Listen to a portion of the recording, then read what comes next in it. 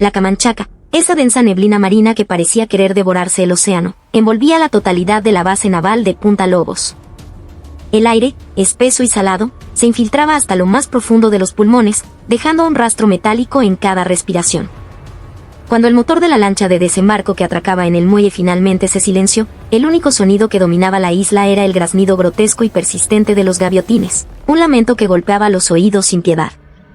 El capitán de fragata Marco Vargas, comandante de la base, se ajustó el cuello de su uniforme de combate, abotonado hasta la barbilla, sin relajar el ceño fruncido. Desde que el comando en Lima había ordenado que recibiera personalmente a la nueva jefa de la oficina de inspectoría, su humor se había agriado. Le parecía un fastidio inútil, una farsa. Estaba convencido de que sería otro burócrata que vendría a revolver papeles para luego largarse, obligando a toda la base a montar un teatro de eficiencia que a él le resultaba ridículo. La rampa de la lancha descendió con un sonido sordo y metálico. Lo primero que tocó tierra fue un par de botas de combate, seguidas por la figura de una infante de marina que cargaba un pesado equipo militar. Era de baja estatura, y sus hombros parecían a punto de ceder bajo el peso del bulto, dándole un aspecto frágil y precario. Marco Vargas chasqueó la lengua con desdén. Y a este alfeñique me mandan de cargador, pensó. ¿Qué tan importante se creerá el personaje que viene? Con una expresión de arrogancia mal disimulada, se acercó a la joven infante. Su voz, grave y autoritaria, cortó la niebla del muelle. «Oye». La infante levantó la cabeza. Debajo del cabello pegado a la frente por el sudor, su rostro era juvenil, casi aniñado, pero su mirada era tan profunda y serena como la misma Camanchaca. A Vargas no le gustó esa mirada. No reflejaba el temor o la sumisión que esperaba. «¿Dónde está mi superior? ¿Por qué te mueves como una tortuga? ¿Acaso crees que esta isla es un resort turístico en Máncora?», espetó, dándole golpecitos en el hombro con el dedo. Era un gesto de claro menosprecio, una humillación deliberada. La infante no dijo nada. Simplemente sostuvo la mirada de Vargas, observándolo con una fijeza que no era ni de miedo ni de obediencia, sino la de un analista frío y distante. Insolente, maldijo Vargas para sus adentros, bajando aún más el tono de su voz para hacerlo más amenazante. ¿No me oíste? Te pregunto por mi superior, la nueva jefa de inspectoría. Supongo que estará mareada en el barco. Ve y sácala, aunque sea a rastras. Guíame. Justo en ese momento, otra figura apareció detrás de la infante. Un oficial con rango de capitán de corbeta, que parecía ser un asistente, se cuadró rígidamente ante Vargas y lo saludó. «Mi comandante». «Buenos días. Gracias por venir a recibirnos. Soy el capitán de corbeta Javier Mendoza, adjunto de la jefa de inspectoría». Vargas ni siquiera lo miró. Señaló a la joven infante con la barbilla. «Sí, buen trabajo. Pero, ¿por qué esta chica es tan callada? No responde a mis preguntas. Le falta disciplina. ¿Es de tu unidad? Edúcala como se debe». El rostro del capitán Mendoza se puso pálido. Miró, desconcertado, de la infante a Vargas y de vuelta, sin saber qué hacer. Fue entonces cuando la joven, que había permanecido en silencio, finalmente habló. Su voz, para sorpresa de todos, era increíblemente clara y firme. «Iré yo misma».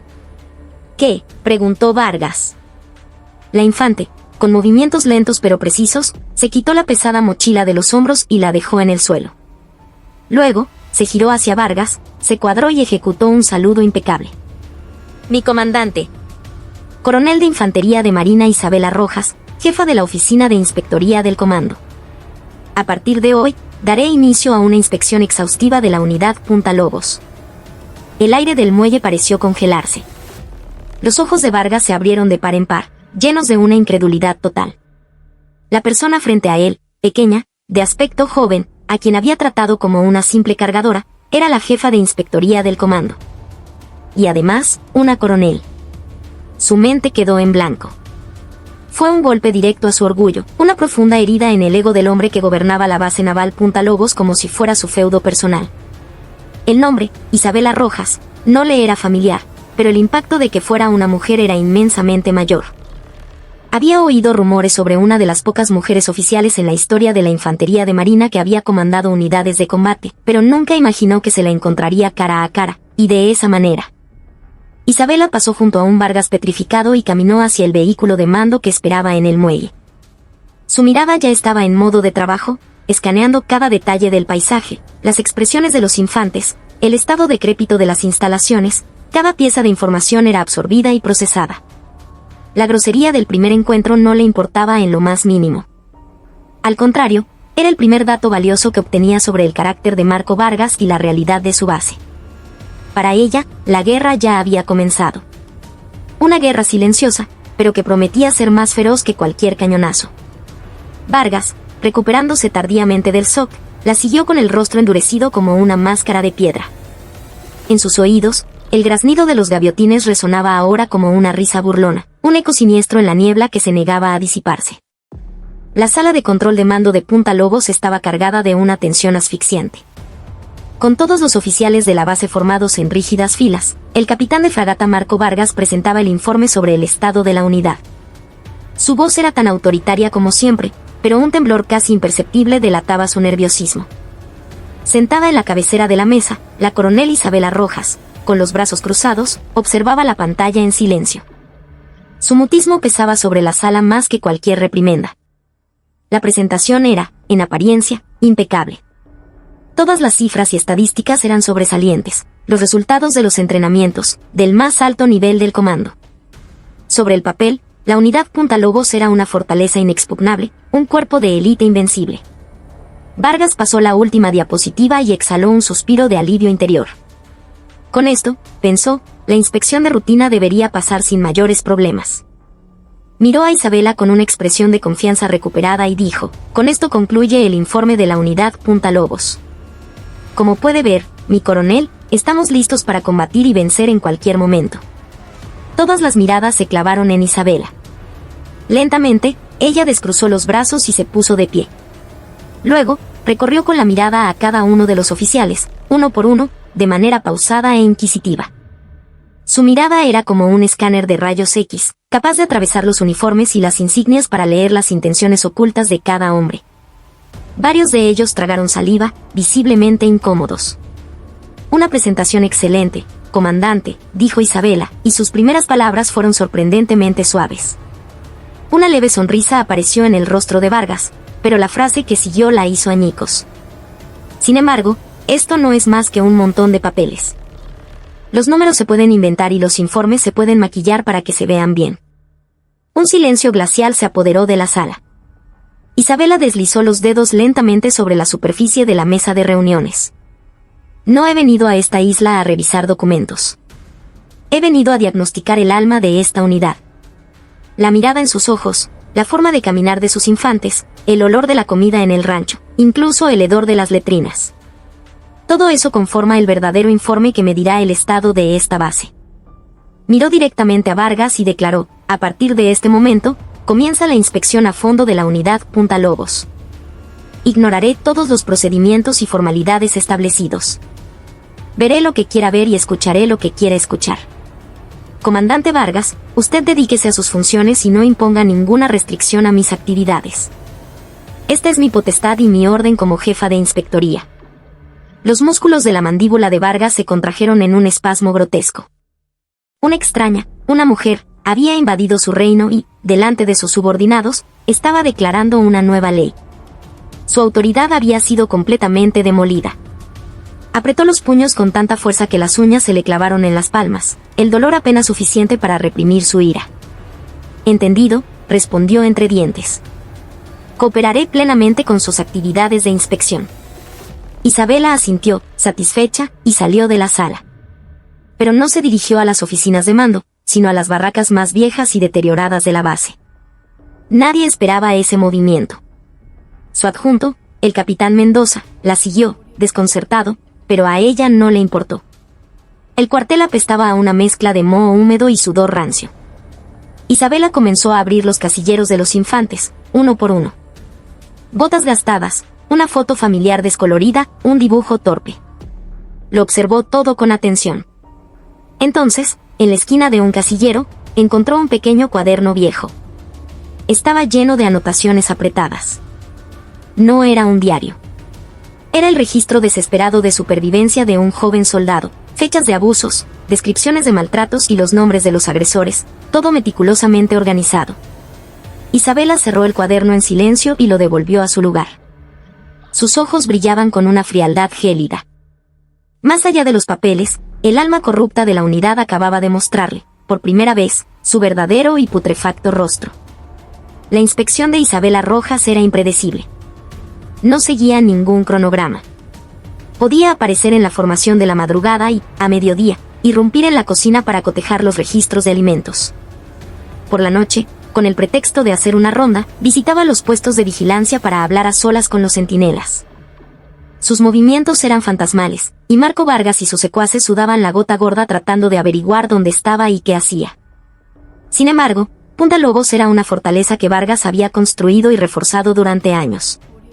Sus oficiales se movían con una disciplina férrea para bloquear el acceso de Isabela. Si intentaba quedarse a solas con un infante, algún otro oficial aparecía casualmente para interrumpir la conversación. Si solicitaba documentos, se le entregaban de inmediato versiones perfectamente falsificadas. Los infantes, como si hubieran hecho un pacto de silencio, mantenían la boca cerrada. En sus ojos había una mezcla de resignación y miedo. El terror, aprendido durante mucho tiempo, era más fuerte que la autoridad de una coronel venida de Lima. Un día, Isabela anunció que iba a revisar el buzón de sugerencias. La vieja caja de metal frente al cuartel general estaba cubierta por una gruesa capa de polvo. Vargas le entregó la llave con total confianza.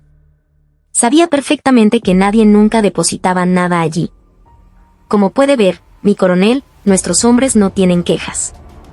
Aquí todos somos una familia, unidos en un solo espíritu, dijo Vargas con aire de suficiencia.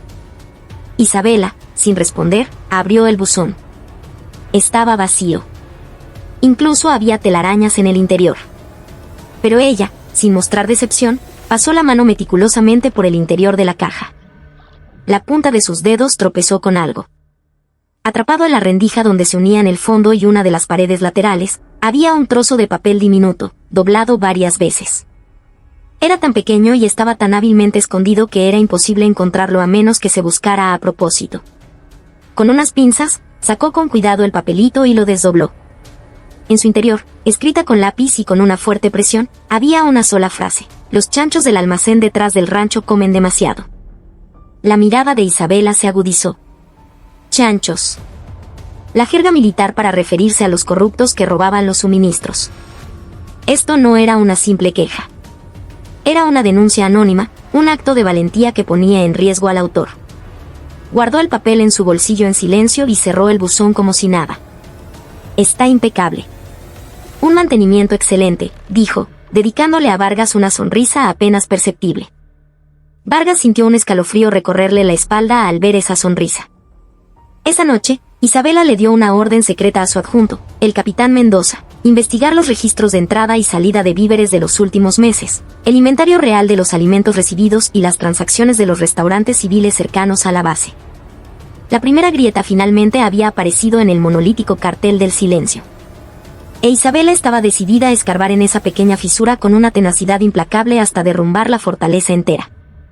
A medida que la noche avanzaba, el sonido de las olas del Pacífico contra los acantilados de Punta Lobos resonaba como el lamento de una bestia gigante que lloraba por toda la isla. En la penumbra del amanecer, la cocina de la base de Punta Lobos ya estaba en plena ebullición. El vapor se elevaba de las enormes ollas y el sonido de los cuchillos contra las tablas de cortar era constante y frenético. Sin embargo, la atmósfera de esa mañana era diferente. Los rostros de los cocineros reflejaban una tensión palpable, y los ojos del encargado de la despensa, el suboficial de rancho, se movían con nerviosismo. Fue en ese preciso instante cuando la coronel Isabela Rojas apareció sin previo aviso. Con las mangas de su uniforme arremangadas, entró con paso decidido. Su presencia detuvo en seco todos los movimientos. El suboficial corrió hacia ella y la saludó con torpeza. «Mi coronel, ¿qué la trae por aquí a estas horas?» Tenía curiosidad por el menú del desayuno, respondió Isabela con calma, examinando la pizarra. «Veamos, ¿qué comerán nuestros valientes infantes hoy?» El menú indicaba sopa de pollo, huevos revueltos, pan y café. Ella asintió y se acercó a la olla gigante de la sopa. Sin dudarlo, tomó un cucharón y se sirvió un plato. En el caldo acuoso flotaban unos cuantos trozos de verdura y algunas gotas de grasa. Del pollo, ni rastro. Sopa de pollo sin pollo. Parece que el ingrediente principal está de permiso, comentó Isabela con voz queda. El rostro del suboficial se tornó lívido. Isabela dejó el plato y se dirigió al almacén de víveres. El suboficial intentó desesperadamente bloquearle el paso. Mi coronel, el almacén está en pleno proceso de reorganización, es un desastre. Permítame mostrarle los registros. Apártese, la voz de Isabela era tan afilada como un cuchillo. Intimidado por su autoridad, el suboficial retrocedió. En el momento en que se abrió la puerta del almacén, un olor nauseabundo los golpeó. En un rincón, se apilaban alimentos con la fecha de caducidad vencida. En otro, las existencias de productos frescos eran visiblemente inferiores a las que deberían ser. Isabela comenzó a cotejar, uno por uno, los datos que el capitán Mendoza había recopilado durante la noche con el inventario real del almacén. Según los registros, cada día ingresaban las cantidades reglamentarias de carne de res de primera y verduras frescas. Pero la realidad del almacén eran cortes de carne congelada de baja calidad y vegetales a punto de malograrse. ¿A dónde habían ido a parar los alimentos de calidad? ¿Dónde se usaron las cajas de lomo fino que salieron ayer por la noche? Según el menú de ayer, se sirvió estofado de pollo, preguntó Isabela, su voz como un estilete. El suboficial, sudando a mares, no pudo articular palabra. En ese momento, se oyó un alboroto afuera. El capitán de fragata Marco Vargas, informado de la situación, había llegado corriendo con el rostro desencajado por la furia.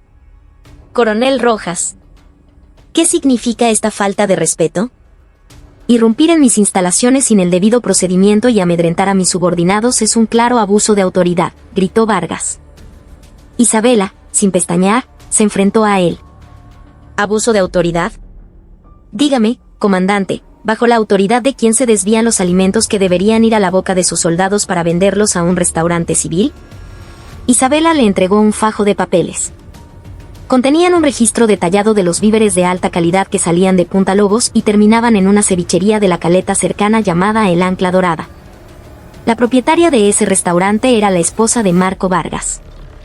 Ante la evidencia irrefutable, el rostro de Vargas se volvió ceniciento. Esto es una calumnia. Alguien está tratando de tenderme una trampa. Si es una calumnia o no, ya se verá, replicó Isabela fríamente. Se giró hacia el suboficial de rancho y le lanzó una última pregunta. ¿Planeó usted todo esto solo? El suboficial miró alternativamente a Vargas y a Isabela, con una expresión de desesperación absoluta. Atrapado entre dos fuerzas inmensas, no tenía escapatoria. Finalmente, como si se rindiera a su destino, bajó la cabeza. El festín de los chanchos había terminado. Pero Isabela lo sabía. Esto era solo el principio. La raíz de la corrupción, más grande y más repugnante, estaba enterrada mucho más profundo. El escándalo del desvío de alimentos sacudió Punta Lobos hasta sus cimientos. El suboficial de rancho fue relevado de su cargo y puesto bajo investigación, asumiendo toda la culpa. Marco Vargas recibió apenas una amonestación del comando por falta de supervisión de sus subordinados. Era una clásica operación de cortar la cola para salvar la cabeza. Isabela había presentado pruebas contundentes que demostraban cómo Vargas utilizaba el restaurante de su esposa para blanquear el dinero, pero un poder invisible dentro del comando lo protegía. La influyente red de contactos de Vargas había funcionado. Isabela no se sintió derrotada. Al contrario, su determinación se hizo más férrea. Para derribar al verdadero culpable, necesitaba un golpe mucho más decisivo. Cambió el enfoque de su inspección. Dejó de lado la corrupción superficial y comenzó a escarbar en la historia de la base.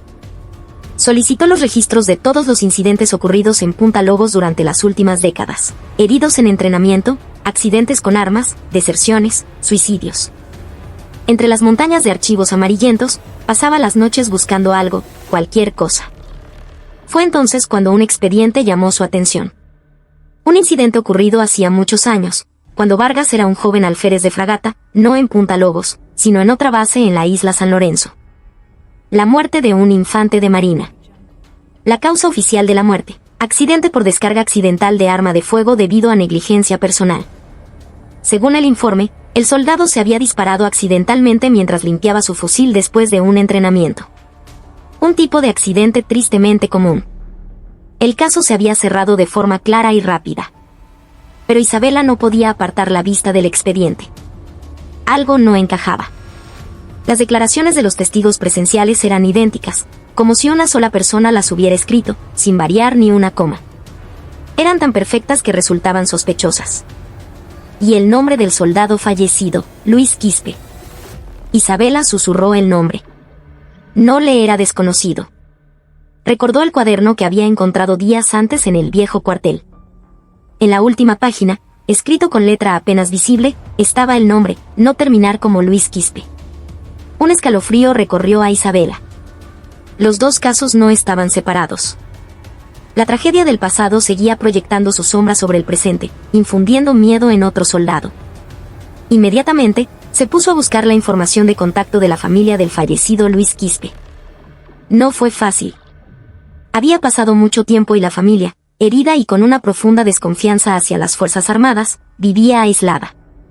Tras mucho indagar, Isabela logró hablar por teléfono con la anciana madre de Quispe.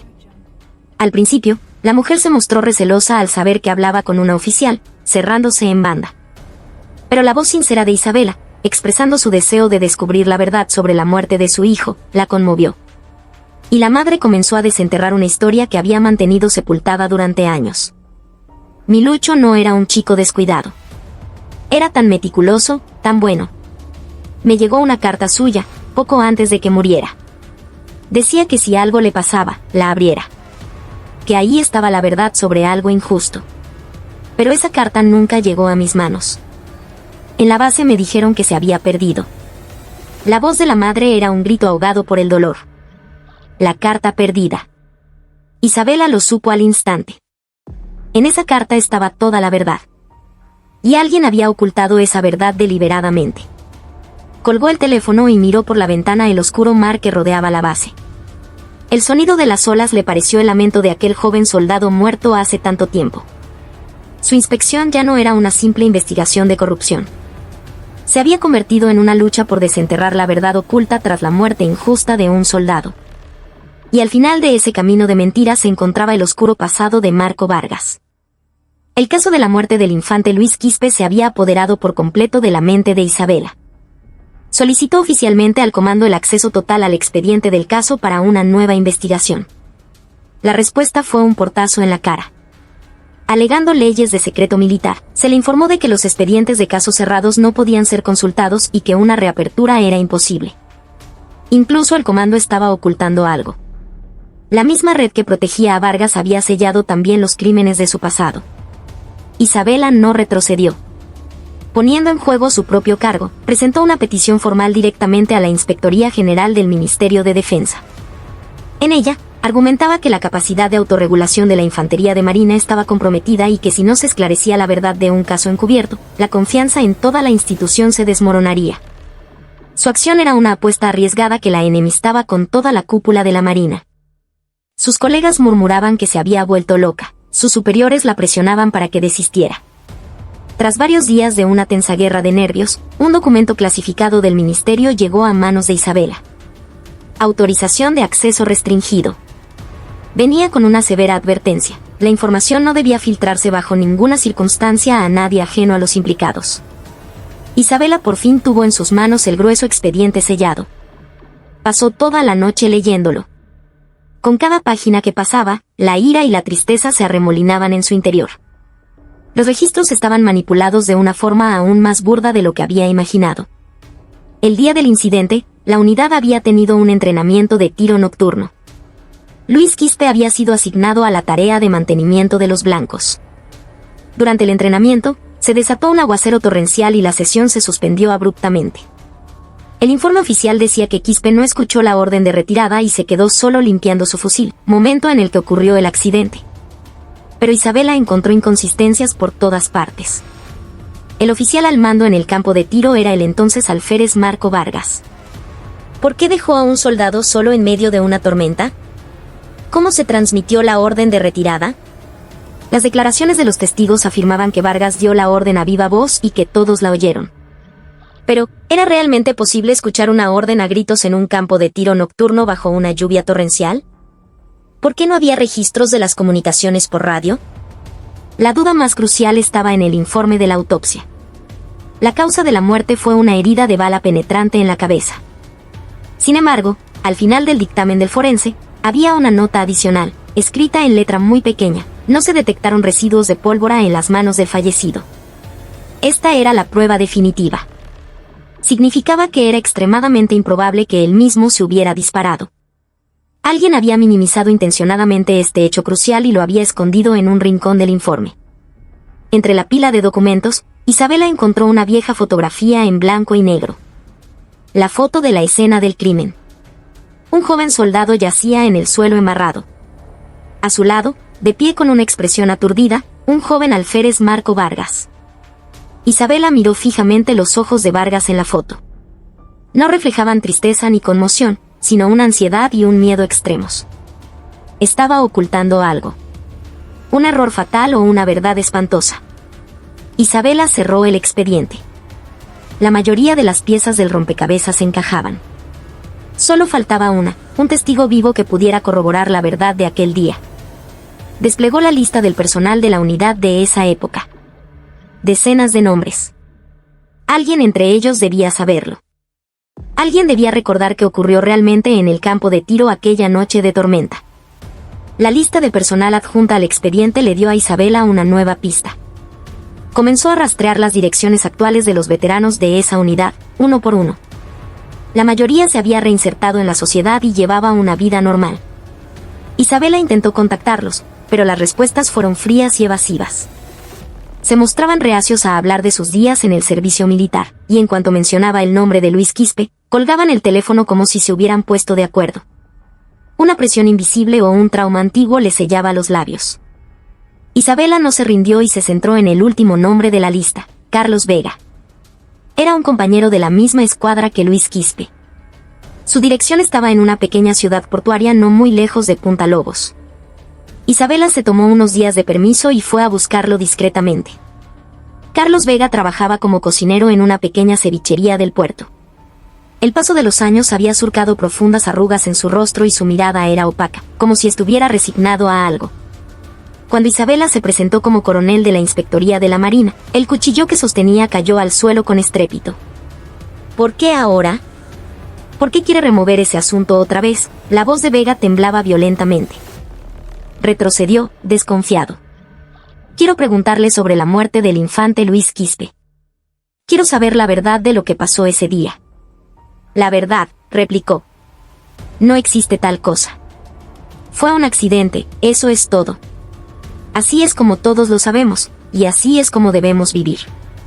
Vega negó con la cabeza obstinadamente. Isabela lo miró directamente a los ojos. Señor Vega, ¿qué pesa más? ¿La culpa que cargará por el resto de su vida, o el valor de contar la verdad por un momento? El amigo que murió ya no puede hablar. Ahora es el turno de los vivos. Las sinceras palabras de Isabela hicieron vacilar a Vega. Dudó un largo momento y finalmente, como si se derrumbara, se dejó caer en una silla y abrió la caja de Pandora de los recuerdos que había mantenido cerrada durante tantos años. Esa noche, el campo de tiro era un caos. El aguacero repentino había provocado que todos se apresuraran a retirarse en desorden. El alférez Vargas entró en pánico, corriendo de un lado a otro, incapaz de dar una orden de retirada clara y coherente. Los soldados corrieron hacia las barracas para salvarse como pudieran. Entonces, alguien gritó que Luis Quispe, que había salido a revisar los blancos, aún no había regresado. Pero Vargas ignoró la advertencia, pensando con negligencia que ya los alcanzaría. Ni siquiera verificó el recuento del personal y dio por terminada la situación apresuradamente. Cuando todos estaban en las barracas, empapados, intentando entrar en calor, se dieron cuenta tardíamente de que Quispe no había vuelto. Solo entonces comenzó la búsqueda. Poco después, lo encontraron, frío y sin vida, en el fango del campo de tiro. Lucho murió por culpa del alférez Vargas, dijo Vega, entre sollozos. Fue una negligencia de mando clara. Pero la unidad lo encubrió todo, echándole la culpa a Lucho. Nos amenazaron para que mantuviéramos la boca cerrada y nos obligaron a firmar declaraciones idénticas. Nos dijeron que si nos resistíamos, nuestra carrera militar terminaría. Éramos muy jóvenes y teníamos mucho miedo. El testimonio de Vega confirmaba todo lo que Isabela había deducido. Pero no era suficiente. Podía probar la negligencia de Vargas, pero no un asesinato. Hay algo más, continuó Vega con voz temblorosa. Unos días antes de morir, Lucho me confió una carta. Había visto al alférez Vargas robando equipo de la base. Era una carta que pensaba enviar al comando para denunciarlo, por un cargo de conciencia. Me pidió que si algo le pasaba, hiciera pública esa carta. Yo la tuve en mis manos. Pero después de que Lucho murió, tuve tanto miedo que la quemé. Yo maté a mi amigo por segunda vez. Vega rompió en un llanto desconsolado. Isabela le dio una palmada en el hombro en silencio. Luis Quispe no fue víctima de un simple accidente. Fue un denunciante que presenció la corrupción de un oficial y murió por intentar sacarla a la luz. La negligencia de Vargas no fue un simple error, existía la posibilidad de que fuera un abandono deliberado para proteger su propio secreto. Y la carta supuestamente perdida Isabela tuvo una corazonada. Quizás la carta no desapareció en manos de Vega. Era posible que Vargas la hubiera encontrado primero. Ahora, todas las flechas apuntaban a un solo hombre, Marco Vargas. Con el testimonio de Carlos Vega asegurado, Isabela regresó a Punta Lobos. Ahora tenía en sus manos un arma poderosa para acorralar a Marco Vargas. Pero no se apresuró. Jugar sus cartas prematuramente solo le daría a Vargas la oportunidad de escabullirse una vez más. Afiló su espada y esperó el momento decisivo. Mientras tanto, Vargas, sintiendo que los movimientos de Isabela eran cada vez más peligrosos, se vio consumido por una ansiedad extrema. Después del escándalo de los víveres, Isabela había reducido sus actividades de inspección y se había encerrado en su oficina a revisar papeles. Era la calma antes de la tormenta. Vargas sentía que ese silencio era más amenazante que cualquier acción. Intuyó que ella estaba investigando su pasado, específicamente el caso de Luis Quispe. Vargas decidió adelantarse. Durante un acto conmemorativo con toda la base presente, mencionó el nombre de Luis Quispe y derramó lágrimas de cocodrilo. Hace mucho tiempo, por un descuido mío, sufrí la dolorosa experiencia de perder a un subordinado al que apreciaba. El infante Luis Quispe. Él es una herida en mi corazón que nunca cicatrizará. He vivido toda mi vida con la intención de expiar el error de ese día. Y para que una tragedia así no se repita, he comandado a mis hombres cuidándolos más que a mi propia vida. Su actuación fue perfecta. Los soldados se conmovieron ante la imagen de un comandante respetado que sufría por la pérdida de un subordinado, y los oficiales lo miraron con admiración. Con esta astuta treta, reconoció públicamente su error y se mostró arrepentido, neutralizando de antemano cualquier sospecha que Isabela pudiera levantar y transformándose a sí mismo en una víctima. Isabela observó la escena desde lejos con una sonrisa gélida. Lágrimas de cocodrilo. Estaba usando el nombre de un soldado muerto para encubrir su propio crimen. Esa noche, Vargas contactó en secreto a Carlos Vega. Ya había puesto gente a vigilar y sabía que Isabela y Vega se habían reunido. Citó a Vega en una cevichería aislada cerca de la caleta. ¿Cuánto tiempo, Vega? O debería decir, señor empresario, dijo Vargas con una sonrisa despreciable, arrojando un sobre con dinero sobre la mesa. Con esto, amplía tu negocio. Y de ahora en adelante, será mejor que te olvides del pasado. No remuevas la basura, ¿entiendes? Era una mezcla inequívoca de soborno y amenaza. Vega, temblando de miedo, bajó la cabeza. Cuando Vargas se disponía a marcharse, la puerta del local se abrió y apareció Isabela. En su mano sostenía una pequeña grabadora. Intento de soborno a un testigo y obstrucción a la justicia. Capitán de fragata Vargas, acaba de añadir un nuevo cargo a su lista. El rostro de Vargas se descompuso. Había caído de lleno en la trampa que Isabela le había tendido. ¿Qué es esto? Es una grabación ilegal. Ilegal, replicó Isabela. Entre su intento de comprar el silencio sobre la muerte de un soldado con dinero y mi acción para revelar la verdad, ¿cuál cree usted que es más ilegal? Isabela no bajó la mano que sostenía la grabadora, mirándolo fijamente. Dicen que un ratón acorralado muerde al gato. Un brillo asesino apareció en los ojos de Vargas. Apretó los puños, listo para abalanzarse sobre ella. En ese preciso instante, los miembros de la policía naval que estaban apostados alrededor del local irrumpieron y sujetaron a Vargas por ambos brazos. Capitán de fragata Marco Vargas, queda usted detenido por los cargos de obstrucción a la justicia y soborno. Las frías esposas se cerraron sobre sus muñecas. El dragón que había reinado sobre su feudo se derrumbaba de la manera más patética. pero sus crímenes aún no habían sido revelados por completo. La verdad más terrible seguía oculta en la oscuridad. Con el arresto de Marco Vargas, el caos se desató en Punta Lobos. El cartel de silencio que él había construido comenzó a desmoronarse lentamente. Los oficiales que habían cometido todo tipo de fechorías bajo su protección, temiendo que sus propios crímenes salieran a la luz, empezaron a sospechar unos de otros, a traicionarse. Isabela no desaprovechó la oportunidad. Se centró en interrogar a los más cercanos a Vargas, aumentando la presión. El testimonio decisivo provino del que había sido su mano derecha, el jefe de operaciones. A cambio de una reducción de su propia condena, lo confesó todo.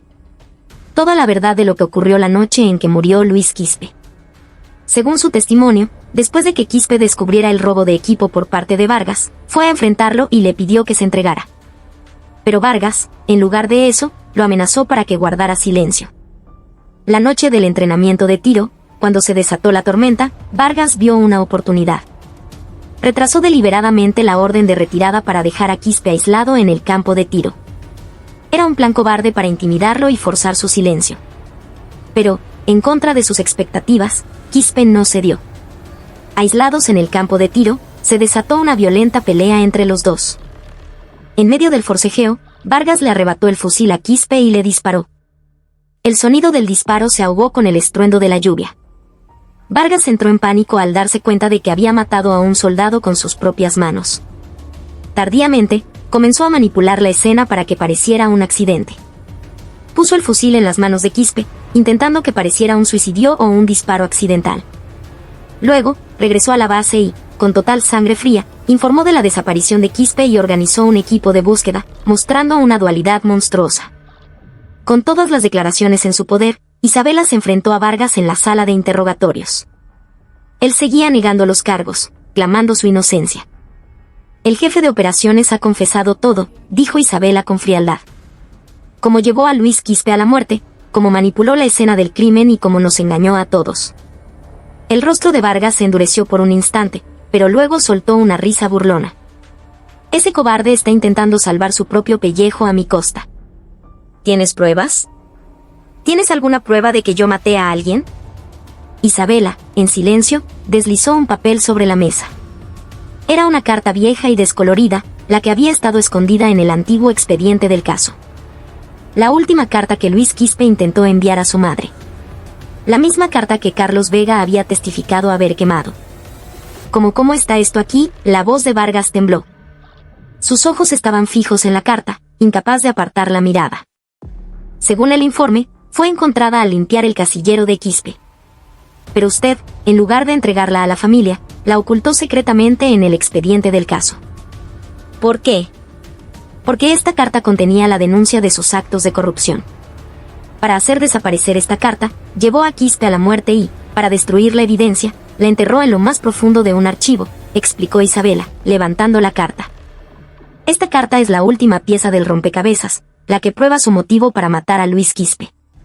Todas las defensas de Vargas se derrumbaron. Ya no pudo ofrecer ninguna excusa.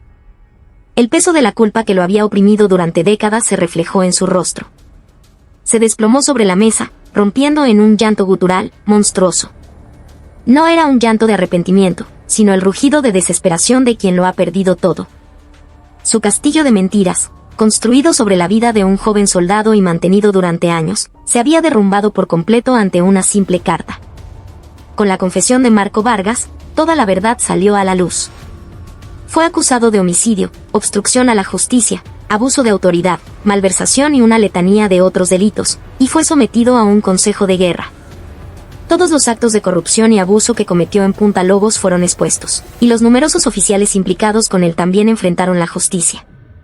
La base de Punta Lobos fue sometida a una reestructuración tan profunda que casi equivalió a su disolución, y la infantería de Marina se vio sacudida por el peor escándalo de su historia. Isabela, habiendo completado su misión de inspección, se preparó para abandonar la isla. Pero antes de irse, tenía una última tarea pendiente. Con la vieja carta en la mano, fue a visitar a la madre de Luis Quispe. La anciana vivía sola en un pequeño pueblo de pescadores con vistas al mar. La mano de la madre temblaba sin cesar mientras recibía la última carta de su hijo. Se puso sus anteojos y, letra por letra, leyó las últimas palabras que él había dejado. En la carta, Luis expresaba su preocupación por la salud de su madre, hablaba de los planes sencillos que quería hacer con ella cuando tuviera permiso, y también del tormento que sentía por la corrupción que había presenciado. Mamá, aquí he visto cómo se desmorona la justicia que siempre me enseñaste. Pero no me quedaré en silencio. Creo que corregir lo que está mal es el verdadero camino de un infante de marina. Aunque el camino que elijas sea un poco peligroso, quiero que creas que tu hijo tomó una decisión de la que no tienes que avergonzarte. Después de leer la carta, la madre solo lloró en silencio. Durante décadas, había vivido con la culpa, creyendo que la muerte de su hijo había sido culpa suya. Ahora, por fin, entendía cuán valiente y justo había sido. Ahora mi hijo puede descansar en paz. Ahora su nombre está limpio, dijo, agarrando la mano de Isabela, sollozando. Isabela simplemente le dio unas palmaditas en la espalda. Ninguna palabra de consuelo podría aliviar un dolor tan profundo. Al día siguiente, Isabela acompañó a la madre al mar. Llevaba en brazos una urna con las cenizas de su hijo, que finalmente le habían sido devueltas por las Fuerzas Armadas después de tantos años. Cuando la pequeña embarcación se detuvo en medio del océano, la madre pronunció el nombre de su hijo y esparció las cenizas blancas sobre las olas. El viento las dispersó, convirtiéndolas en parte del inmenso mar azul. Lucho, mi niño, ahora descansa. Quítate ese uniforme apretado y nada libremente en este mar tan grande. La madre lloraba, pero en su rostro había una sonrisa serena. Isabela, observando la escena, saludó militarmente en silencio. Era un homenaje al soldado caído y una muestra de respeto por su valiente decisión. Cuando el barco regresaba al puerto, el cielo del oeste se teñía de un hermoso rojo crepuscular. Parecía una señal, como si el sacrificio de un alma joven no hubiera sido en vano, como si su muerte se hubiera convertido en la semilla de un mundo mejor. Isabela miró ese atardecer y reafirmó su misión en su corazón, asegurarse de que nunca más hubiera víctimas inocentes como Luis Quispe en su país, hacer del lugar que ocupaba un sitio más justo y correcto. Esa era la razón por la que vestía el uniforme, y el camino que debía seguir. El caso de Punta Lobos fue un huracán que sacudió a toda la infantería de marina. No terminó con el juicio de Marco Vargas y sus secuaces. El Ministerio de Defensa ordenó una inspección masiva en todas las Fuerzas Armadas, y la corrupción arraigada, el abuso de los mandos y la cultura de maltrato comenzaron a salir a la luz. Cayeron muchos altos oficiales, y la cadena de corrupción que parecía inquebrantable dentro del ejército reveló su fea cara. Isabela Rojas estuvo en el centro de todo este cambio. Su nombre se convirtió en un símbolo dentro de la Marina. Para algunos, era un objeto de temor, para otros, la esperanza de una reforma. Tras su regreso a Lima, no tuvo descanso. Lideró un comité para la innovación de la cultura militar y se dedicó a crear mecanismos institucionales para corregir los problemas que ella misma había experimentado y destapado. Lo primero que cambió fue el sistema del buzón de sugerencias. Eliminó el antiguo sistema, que no garantizaba el anonimato y cuyos informes iban directamente a los comandantes. En su lugar, implementó un sistema de denuncias en línea gestionado directamente por la Oficina de Inspectoría del Comando. Ahora, los soldados podían denunciar abusos en cualquier momento y lugar, sin temor a que su identidad fuera revelada. Al principio, los soldados se mostraron escépticos, pero cuando vieron que las denuncias se investigaban de inmediato y los culpables eran castigados, poco a poco comenzaron a confiar. Decenas de nuevas olas de denuncias llegaban cada día a la Oficina de Inspectoría. El cambio generó resistencia. Algunos comandantes que habían disfrutado de la comodidad del antiguo orden sabotearon las reformas de Isabela. La acusaron de ser una divisionista que rompía la armonía de la organización, o de manchar el honor de la Marina para su propia gloria personal. Aislada y calumniada, Isabela a veces se sentía profundamente desanimada. Un día, una carta escrita a mano llegó a su oficina. El remitente era un infante raso de la antigua base de Punta Lobos. El dueño del cuaderno de supervivencia que ella había encontrado en aquel viejo casillero. A la coronel Rojas, antes de que usted llegara, para mí la base era un infierno. Cada noche, antes de dormir, rezaba para que no amaneciera. Pero usted escuchó nuestra voz y sacó a la luz la verdad que estaba oculta en la oscuridad. Ahora ya no tenemos miedo. Hemos encontrado el valor para decir que lo injusto es injusto. Haremos todo lo posible desde nuestras posiciones para que esta ola de cambio que usted ha creado no se detenga. Gracias de todo corazón. Isabela leyó la carta y lloró en silencio. La razón por la que había luchado, y por la que seguiría luchando, estaba en esa carta. No estaba sola. La pequeña ola que ella había iniciado se estaba convirtiendo en una marea más grande en los corazones de innumerables soldados anónimos que luchaban junto a ella. Poco después, se anunciaron los ascensos periódicos del Ministerio de Defensa. El nombre de Isabela Rojas fue llamado.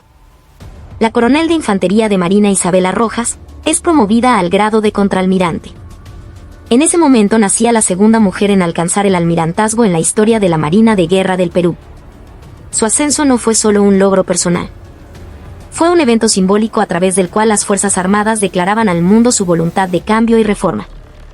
Con su nueva insignia de estrella, se le encomendó una responsabilidad aún mayor, el Comando de Educación y Entrenamiento de la Infantería de Marina. Ya no era el bisturí que estirpaba la corrupción, sino la mano que debía sembrar nuevas esperanzas. Isabela miró por la ventana el campo de entrenamiento. Jóvenes reclutas de rostros aniñados sudaban y gritaban con fervor. En sus ojos, vio a Luis Quispe del pasado y al soldado anónimo que le había enviado la carta. Asumió en su corazón la nueva misión de convertir a esos jóvenes en verdaderos guerreros, con un espíritu recto y un corazón valiente. Como comandante del centro de entrenamiento, con la estrella de contraalmirante sobre sus hombros, el primer lugar al que llegó Isabela fue el corazón de la Infantería de Marina, el lugar donde todo comienza, la escuela de reclutas. Pero lo que la recibió no fue una bienvenida, sino una fría desconfianza y un sutil ostracismo. La mayoría de los instructores eran veteranos curtidos en 1000 batallas. A sus ojos, una comandante mujer, y además proveniente de inspectoría en lugar de una rama de combate, era una extraña. ¿Qué sabrá una mujer sobre entrenamiento? Seguro viene otra burócrata a llenarnos de papeles. Los instructores murmuraban abiertamente, ignoraban sutilmente sus órdenes o las cumplían con sarcasmo. Se aferraban a sus propios métodos de entrenamiento y a sus códigos no escritos, tratando a Isabela como una intrusa. La escuela de reclutas era para ella otro puntalobos. Isabela no respondió a su resistencia con ira ni confrontación. En cambio, decidió en silencio convertirse en una de ellos. En lugar de sentarse en su oficina a recibir informes, se puso el mismo uniforme de combate que los reclutas y salió al campo de entrenamiento. Se arrastró con ellos por el barro, cantó himnos militares hasta quedarse sin voz. Hizo las mismas marchas forzadas por la montaña con el equipo completo y, cuando veía a un recluta a punto de rendirse, le cargaba el fusil y corría a su lado. Al principio, los instructores se burlaban de sus acciones, considerándolas un espectáculo para la galería. Murmuraban que se cansaría en unos días. Pero Isabela no se detuvo. Sus botas se desgastaron, su rostro se cubrió de barro y sudor. Su cuerpo era delgado, pero la fuerza de voluntad de acero que emanaba de él era más fuerte que la de cualquier instructor veterano. Un día, durante el entrenamiento de combate más duro, los reclutas debían arrastrarse bajo alambre de púas y escalar una pendiente empinada. Un recluta, agotado, se detuvo a mitad de la pendiente, incapaz de moverse. El instructor a cargo le gritó improperios. «Maldita sea, levántate. Si te rindes aquí, en un combate real estarías muerto. Usa tu fuerza mental». En ese momento, Isabela subió corriendo la pendiente. Le dio una palmada en el hombro al recluta caído y le ofreció su cantimplora. «Tranquilo. Respira hondo y vuelve a empezar. Mientras no te rindas, ya has ganado». Luego, se puso detrás del recluta, empujándolo y ayudándolo a subir la pendiente juntos. Cuando llegaron a la cima, su rostro y cuerpo estaban cubiertos de sudor y tierra, pero sus ojos brillaban como el acero. Todos los reclutas e instructores que observaban la escena se quedaron sin palabras. El instructor que había estado gritando se acercó con una expresión avergonzada y saludó a Isabela. «Mi almirante. Disculpe. Fui un imprudente». Isabela le dio una palmada en el hombro. «Nuestra misión no es crear monstruos, sino forjar guerreros. La verdadera fortaleza nace del aliento, no del insulto». A partir de ese día, la atmósfera en la escuela de reclutas comenzó a cambiar lentamente. Los instructores ya no la veían como una mujer o una extraña. Vieron en ella a una verdadera líder, una que se arrastraba con ellos en el barro. Empezaron a aceptarla como su comandante. Ella había abierto las puertas de esa fortaleza no con autoridad, sino con acción, no con órdenes, sino con el ejemplo. Un nuevo viento de comunicación y respeto comenzaba a soplar en una institución anquilosada en métodos autoritarios y anticuados. En la corte marcial, Marco Vargas fue declarado culpable de todos los cargos y sentenciado a la pena máxima. Su vida como militar terminó con una baja deshonrosa. Pero el veredicto de la ley no significaba el fin de todo. Las cicatrices que dejó eran demasiado profundas y vívidas. Después del juicio, Isabela fue a visitar a Vargas en la prisión militar. Con el uniforme de recluso, parecía otra persona. La figura imponente que una vez gobernó Punta Lobos había desaparecido, dejando solo la mirada vacía de un hombre derrotado que lo había perdido todo. ¿A qué viniste? A regodearte de mi miseria, dijo Vargas con voz cargada de odio. Isabela lo miró en silencio. No he venido a perdonarte. He venido a preguntarte una sola cosa. ¿Alguna vez, aunque sea por un instante, te has arrepentido de verdad? ¿Alguna vez has sentido pena por Luis Quispe y por los innumerables soldados que sufrieron por tu culpa? Vargas guardó silencio por un largo rato. Miró el cielo gris por la ventana y murmuró, sí me arrepiento. Me arrepiento de haberme topado con una mujer como tú. Me arrepiento de no haber acabado con ese maldito de Vega. Me arrepiento de no haber destruido esa carta. Me arrepiento de todo. De su boca no salió arrepentimiento, sino lamentos por su propio fracaso. Hasta el último momento, se negó a admitir su culpa. Su alma, consumida por la ambición y el egoísmo, estaba irreparablemente rota. Isabela se levantó sin decir nada más. Le dejó una última frase. ¿Cómo te recordará tu hijo? ¿Qué clase de padre serás para él? Ante esas palabras, la mirada de Vargas vaciló por primera vez. Su única debilidad, su último vestigio de orgullo. Él siempre había deseado que su hijo no viviera una vida como la suya. Isabela le dio la espalda a esa mirada vacilante y salió de la celda. Quizás el mayor castigo para él no era pasar el resto de su vida en prisión, sino vivir con la vergüenza de no poder mirar a su hijo a los ojos, siendo recordado para siempre como un padre despreciable. Mientras tanto, Carlos Vega, de vuelta en la vida civil, seguía luchando contra el trauma del pasado. Sufría pesadillas todas las noches, atormentado por la culpa. Isabela lo ayudó a conseguir terapia psicológica y lo animó a empezar una nueva vida. Usted no es un culpable. Fue un testigo valiente. Es hora de que deje atrás la carga del pasado y viva su propia vida. Eso es lo que Luis Quispe, desde el cielo, querría también. Con la ayuda de Isabela, Vega fue recuperando poco a poco la estabilidad. En un rincón de su cevichería, creó un pequeño espacio conmemorativo con una foto de Luis Quispe y los dulces que le gustaban. Cada día, allí, honraba la memoria de su amigo y encontraba el valor para seguir adelante. Las cicatrices dejadas por Marco Vargas nunca desaparecerían. Pero los que quedaron tenían el deber de cuidar esas heridas, de recordar, y de luchar para que una tragedia así no se repitiera jamás. Era la obligación de los vivos para con los muertos. La reforma de Isabela como contraalmirante y comandante del centro de entrenamiento parecía ir por buen camino. Su sinceridad había calado, y la escuela de reclutas cambiaba positivamente. Pero los obstáculos en su camino no eran solo las viejas costumbres internas. Enemigos invisibles, enredados como una telaraña en toda la Marina y las Fuerzas Armadas, la acechaban. Eran los altos mandos corruptos que temían que la caída de Vargas expusiera también sus propios crímenes. Veían a Isabela como una espina clavada. No la atacaron directamente. En su lugar, comenzaron a socavarla con métodos sutiles y cobardes. Filtraron a la prensa rumores maliciosos sobre ella, historias falsas sobre relaciones inapropiadas con subordinados en el pasado, artículos insinuando que su ascenso se debía a conexiones políticas. Su vida privada fue destrozada, y de la noche a la mañana, pasó de ser un símbolo de reforma a protagonista de un escándalo. Al mismo tiempo, los intentos de aislarla dentro del ejército se hicieron evidentes. En las reuniones del comando, sus opiniones eran ignoradas. El presupuesto y el equipo destinados a su centro de entrenamiento eran desviados a otras unidades. Sus subordinados, temiendo represalias, comenzaron a distanciarse de ella. Isabela estaba sola de nuevo. El golpe más duro fue el ataque a su familia. La información personal de su esposo e hijo se filtró en Internet, y las llamadas anónimas de amenaza se multiplicaron. Su hija pequeña llegó un día llorando del colegio porque la habían llamado la hija de la corrupta. Isabela se derrumbó. Como soldado, como comandante, podía soportar cualquier prueba, pero no como madre. Por primera vez, pensó en quitarse el uniforme. En la oscuridad de la noche, sola en su oficina, acariciaba su viejo uniforme, sumida en la angustia. Entonces sonó el teléfono. Era la madre de Luis Quispe. «Mi almirante, ¿está pasando por un mal momento?» He oído noticias preocupantes y me preocupé. Al oír la cálida voz de la madre, Isabela finalmente rompió a llorar. Le confesó todo su dolor, sus dudas. Al otro lado de la línea, la madre le escuchó llorar en silencio durante un largo rato.